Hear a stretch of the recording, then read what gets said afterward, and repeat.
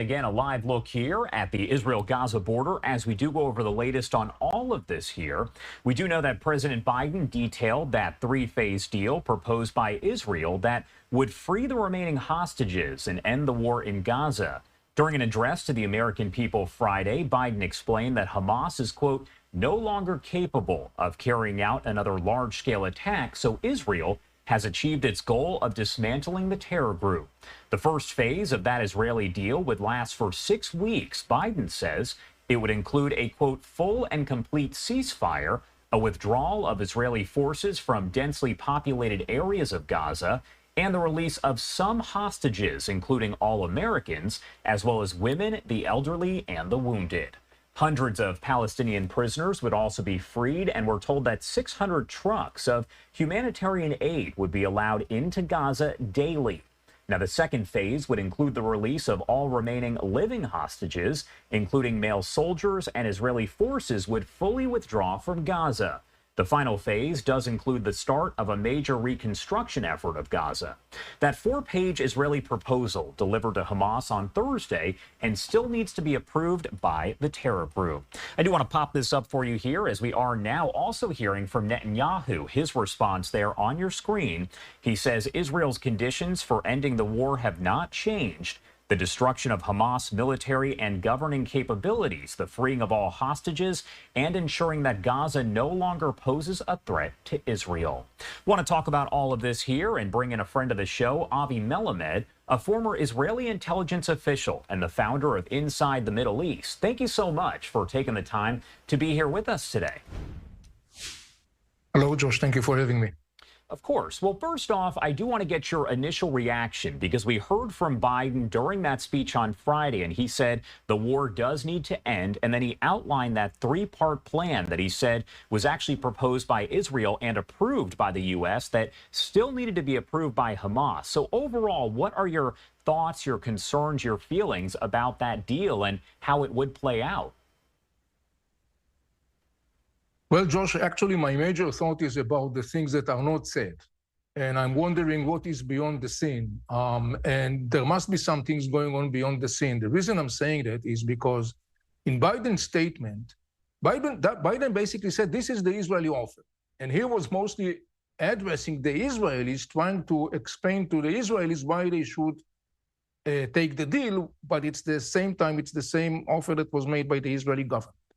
But in the statement, there are two puzzling things, because Biden repeats the mantra that says Hamas rule in Gaza Strip must come to an end, and Hamas would not be able to rearm itself.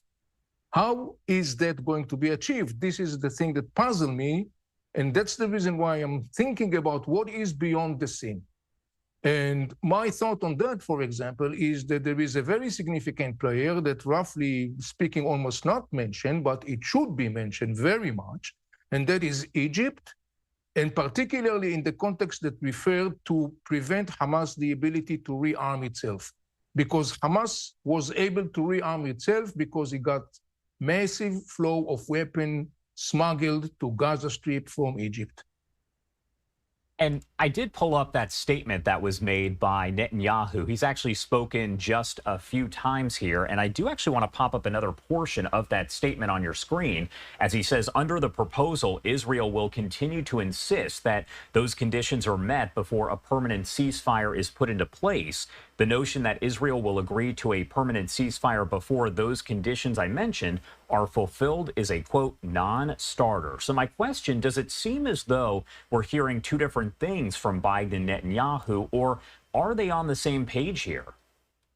I'm not so sure these are two different things. It seems like two different things, but I'm not so sure, because I have almost no doubt that President Biden's statement was coordinated with Israel. He was quoting the Israeli offer. So he basically, obviously, was coordinated with Israel on that statement. I think that we need to read carefully between the lines of the statement, and particularly Netanyahu's statement that was published this Saturday.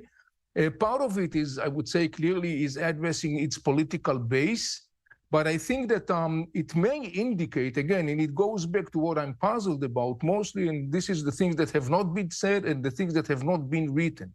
And the big question here in the end of the day is, what exactly is the mechanism that first will make sure that Hamas will not be able to continue and to rule Gaza Strip, will not be able to continue and to rearm itself, and what is the mechanism that will enable in the second phase, that allegedly is supposed to be the phase discussing about releasing of the rest of the hostages after the first phase, what exactly is the mechanism that will make sure in the end of the day that Hamas will be more than willing to negotiate the terms?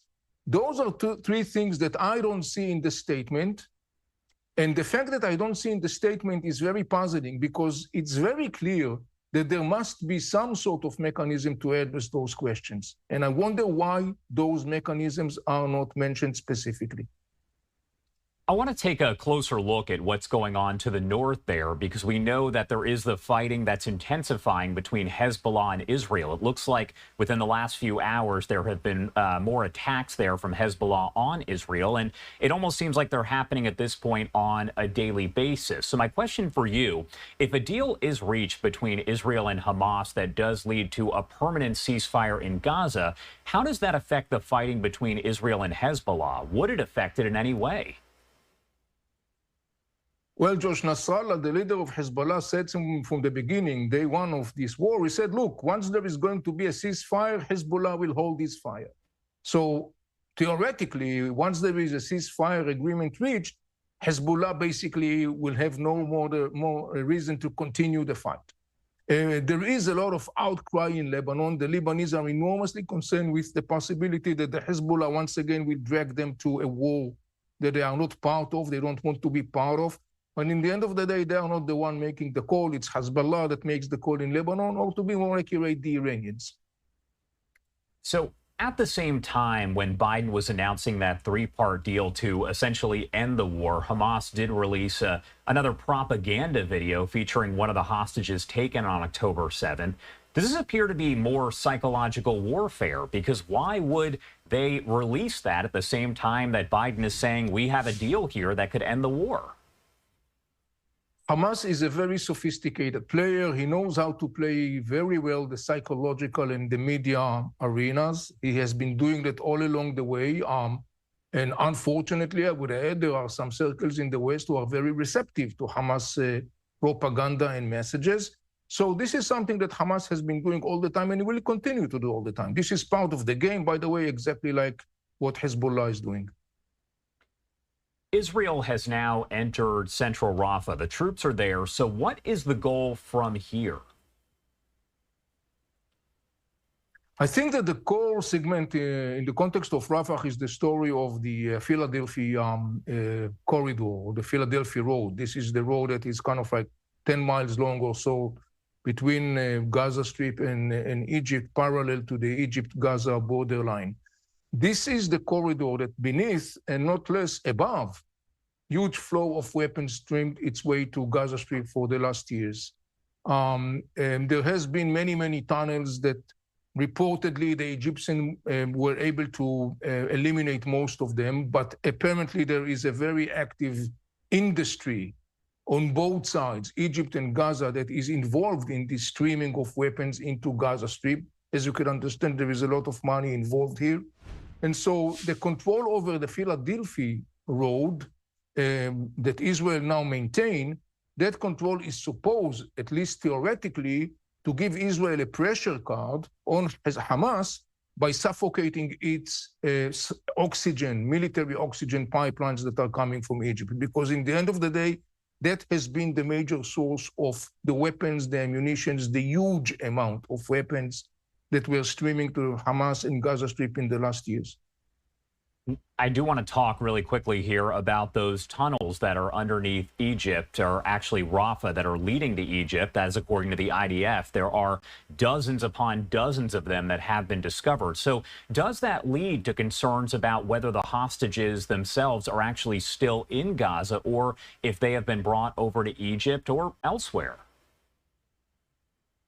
Well, I'm familiar with that concern. To the best of my understanding, the assessment in the Israeli intelligence community is that the hostages were not smuggled into Sinai Peninsula, into the Egyptian territory. I tend to believe this is the situation, even though, no one can guarantee it 100%. I think that the Egyptians will be enormously embarrassed if there is going to be such a scenario. But we have to take it into consideration. Unfortunately, we cannot totally rule it out, even though, as I said before, my tendency is to assume that the hostages are kept in Gaza Strip. All right. Avi Melamed, as always, thank you so much for taking the time to join us and help break down the latest developments there out of the Middle East. Anything else you want to add about any of this before I let you go? Well, once again, I think that we need to look at the whole story in the wider perspective. Hamas and Islamic Jihad in Gaza are a very significant component in the Iranian master plan to take over the region. We just saw how this master plan has been manifested on the ground and how dangerous this Iranian regime are, reminding us all its massive barbaric attack on Israel a couple of weeks ago, let alone the massive barbaric attack of Hamas and Islamic Jihad on October 7. North of Israel, we have Hezbollah, another arm of this regime. Those arms have to be chopped. If the region needs stability, and if the region wants to have stability, and if the world wants to have stability, it needs to address the challenge of the terror proxies of the Iranian regime seriously, decisively. Any idea or any attempt to kick the can down the road will result in the next war around the corner. All right. Avi, as always, thank you so much for taking the time to be here with us. We appreciate it. Thank you, George. Thank you for having me. And I do want to take you to this post that just came in from the Israel War Room. This is on Twitter or X. They said, according to the IDF, a short while ago, a surface-to-air missile was fired toward an IAF UAV operating in Lebanese airspace.